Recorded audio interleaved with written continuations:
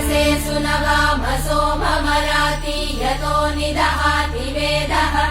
स नः पर्षदति दुर्गाणि विश्वा नावेव सिन्धुम् दुरितात्यग्निः तामग्निवर्णाम् तपसा ज्वलन्तीम् भैरोचनीम् कर्मफलेषु जुष्टाम्